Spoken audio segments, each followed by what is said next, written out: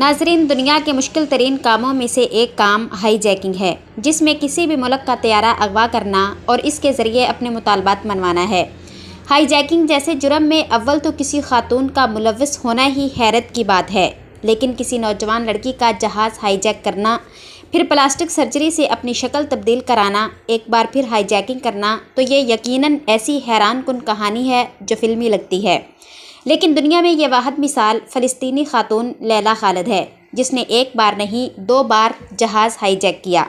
لیلا خالد نے بچپن میں ہی فلسطین کی آزادی تحریک میں شمولیت اختیار کی اور دیکھتے ہی دیکھتے ایک متحرک کارکن بن کر سامنے آئی۔ لیلا خالد اور ان کے ساتھیوں نے 1968 اور 1971 کے درمیانی عرصے میں 4 جہاز اغوا کیے۔ فلسطین لبریشن فرنٹ میں شمولیت اختیار کرنے کے بعد لیلا خالد نے پہلا جہاز 29 اگست 1969 کو اغوا کیا۔ یہ بوئنگ 707 جہاز تھا۔ یہ جہاز اٹلی سے اسرائیل کے دارالحکومت تل ابیب جا رہا تھا۔ اطلاع یہ تھی کہ اسرائیل کے وزیر اعظم اسحاق رابن بھی اس فلائٹ کے مسافروں میں شامل ہیں۔ جہاز ایشیا کی فضائی حدود میں داخل ہوتے ہی ایک نقاب پوش خاتون نے جہاز کا کنٹرول اپنے ہاتھ میں لے لیا۔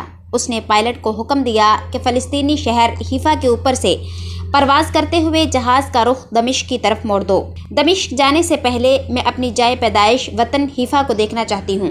خاتون اور اس کے ساتھی بموں سے مسلح تھے۔ پائلٹ نے حکم کی تعمیل کی، جہاز دمشق میں اتار لیا گیا۔ مسافروں کو یرغمال بنا کر فلسطین کی آزادی کا مطالبہ کیا گیا۔ پوری دنیا کی توجہ فلسطینیوں پر صہیونی مظالم کی طرف مبذول ہوئی۔ مذاکرات کے بعد اسرائیلی جیلوں میں فلسطینی قیدیوں کی رہائی اور ہائی جیکروں کی بحفاظت واپسی کی شرائط پر تمام یرغمالیوں کو رہا کر دیا گیا۔ دنیا بھر کے ٹیلی ویژن چینلوں اور اخبارات نے لیلا خالد کے انٹرویو نشر اور شائع کیے۔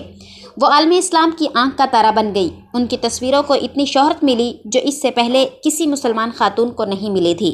مقبولیت کا یہ حال تھا کہ یورپ میں رہنے والی لڑکیوں نے اس کے اسٹائل کو بالوں سے لے کر سکارف اور لیلا جو انگوٹھی پہنتی تھی اس کو اپنایا۔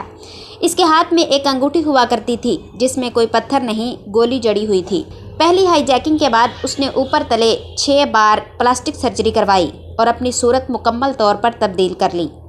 اگلے ہی سال 6 ستمبر 1970 کو اس نے اپنے ایک ساتھی کے ساتھ مل کر ایمسٹرڈیم سے نیو یارک جانے والی پرواز کو ہائی جیک کرنے کی کوشش کی، لیکن یہ کوشش کامیاب نہ ہو سکی۔ اس طیارے کو برطانیہ کے ایک ایئرپورٹ پر اتار لیا گیا۔